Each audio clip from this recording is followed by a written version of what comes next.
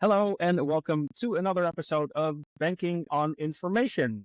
Today, my guest is Michael Ramsey, who is co-founder and global payments consultant at Compaytence. Welcome to the podcast, Michael.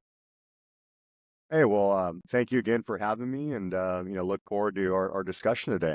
Thanks again. We will start with that very important question based on the book Start With Why by Simon Sinek. Michael, why do you do what you do? Yeah, there's kind of several reasons around that. I think with my experience that I've had, I worked at a large bank at Wells Fargo. I worked for a couple different international payment startups, and really, I kind of fell in love with helping online entrepreneurs really sell internationally and break into global markets. But during that time, I found that it's very, very complex for, let's say, a younger entrepreneur or somebody that's just trying to get their feet wet into online global sales in general, to really understand just the payment ecosystem as a whole and really understand it from a risk perspective and really having an operational soundness. So, when I joined this business with the founder of the company who's based in Europe, I'm based in the US myself, we found this gap where we can kind of be that wedge and that true consultant to online international sellers and give them that expertise of 20 plus years of payments myself. And again, my business partner has roughly the same experience. We can give them that insight, that guidance to allow them to not only operate the payment successfully, but scale and really grow globally. So that's really the big reason why it's giving them the insights. And there's a major gap in the market where a lot of the vendors will be more transactional in nature, but we're partnering with a lot of these vendors. But we Yeah. can be that wedge and really that true consultant to the business. So they can not only have success with whatever vendor they're selecting, but just success overall. So yeah. So you're passionate about helping online entrepreneurs in selling globally and taking advantage of the experience that you've had for many years together with your partner. That is a great reason to run this business. Now, what is it that you do? What is the typical use case that you solve for your customers? What is that exactly? Yeah, there's kind of three main core things that we do, and it's kind of dovetailed a little bit. So when we first started the business, and my co-partner or the founder started the business, it was really based on like PSP setup evaluation or negotiating fees or like benchmarking authorization rates. Um, and we still do that, but now it's dovetailed into helping clients get funds out if, let's say, they scale fast and with a lot of the regulatory scrutiny with the likes of Stripe, PayPal, Shopify Payments, Klarna, really it could be anybody. A lot of clients come to us with a pain point of having funds stuck or on a major hold or even getting accounts shut down. So what we'll do is we'll just look at it from an overall operational perspective. We'll go audit their website. And again, our niche is focused on online sellers only. We don't do brick and mortar. And Yep. so we'll go through audit, make sure they're fully compliant with shipping policies, refund policies, ensure that it's a very good customer experience for their Mhm. consumers to Yep. de-risk their business. So there's a lot of coaching, right, involved with that. And we submit a packet to actually get the funds out from those providers or maybe reinstate the accounts. And along with that, we'll help them get a payment service provider. And we'll look at just everything. We'll look at chargeback alerts and front end fraud systems as well. So it's really the full gamut. But a lot of customers come to us with the need to get funds out to ensure that they have good liquidity, Yep. to be able to scale and operate efficiently with keeping the customer at the very top end of exactly what they're focused on. It's not just making money, but focused Yep. on customer experience first and foremost. So yeah, that's the So, main that we solve, yeah. or problems, I should say. Okay. So helping funds that are stuck, get them out, make sure that Mhm. there's a good customer experience, and basically coach these online entrepreneurs through the payment journey because they're probably very versed in what they do. They're probably very passionate about what they're selling, but they might Right. not be as versed in the payments world and how everything works there. And that's where you come in.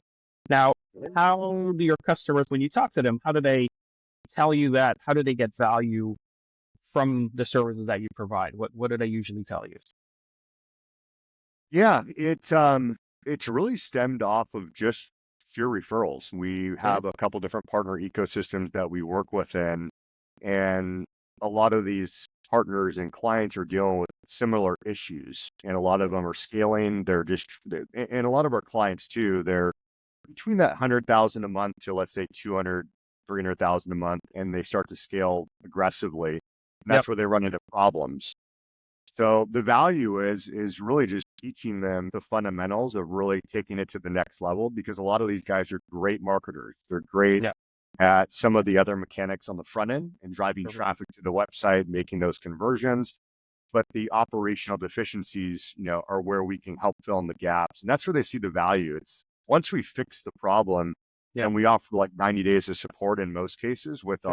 our reserve recovery program, Yep. is that now they're equipped to deal with this like for the rest of their journey, right? Yep. And so we've seen clients that started at 100 grand a month with us that are doing 2 million a month.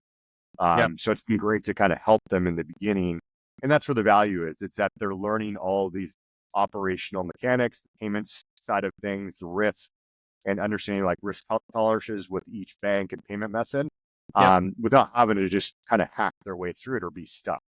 Yeah. So you're really that trusted advisor that helps them to get unstuck and to help them scale their business to that next level. That is Exactly. that is very valuable. Now, I like to do this thing called futures thinking, which is we don't know what the future is going to bring, but we can always think about a possible future. So if you think 10 years out, 2035, what does the payments landscape for online entrepreneurs look like? Can you paint us a picture of what you think a possible future could look like? Yeah. It's a $1 million question there. I think even the best in the payments world probably doesn't know what that looks like with AI Yeah. and all these different blockchain technologies and Yep. various payment methods. I think for me, when I first came into this journey and I worked at, various different startups, for me, it's following the problems and seeing what problems my customers are dealing with. Now, the landscape could be completely different in a year, 5 years, or 10 years. It's really just listening to your customers and then following the problem. So like the road mapping perspective is that, we've kind of dovetailed now to our reserve recovery program. We're also doing entity setup services, and we just launched an academy that is actually it's free. And then we have an upgraded version as well. Yeah. We're hearing what our customers are telling us, and a lot of it's just around the education side of it.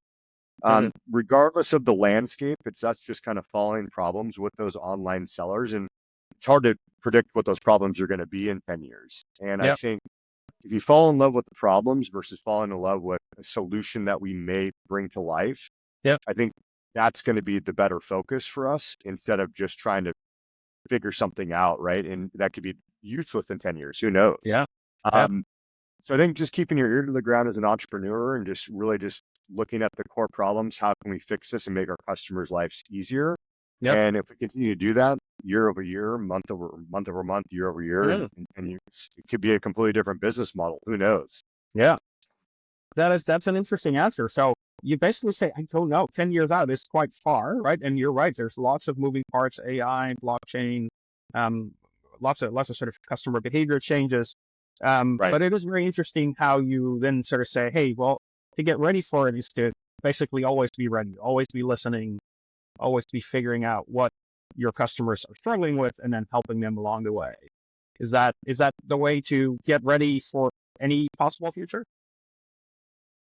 Yeah, I think, if you look at it, I mean, change is inevitable, right? The Hmm. one thing that's constant is change. And, Yep. I've seen so much change throughout my career in financial services. And I think it's changing now more than ever. And I think that's always said every year that passes, it seems like, but it really is. And I think Yeah. you have to be dynamic as an entrepreneur or a founder of a company and just understand that there's going to be change and pivoting and things like that. But I think at the core of what we look at is how can we help our business customers succeed and scale, right? And we just continue to focus on that with our vision, and then also look at, the additional problems that all of these clients are dealing with. And again, it's going to kind of roadmap us naturally in a way. So lots of things will change in the next 10 years, but there will always be entrepreneurs that need scaling and that need help with solving problems around payments. I think that's a Right. great point to wrap it up. Thank you, Michael, for being on the podcast today. Absolutely. Yeah. Thank you so much for having me. Appreciate it.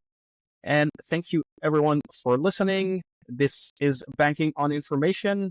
And until next time, choose to be curious.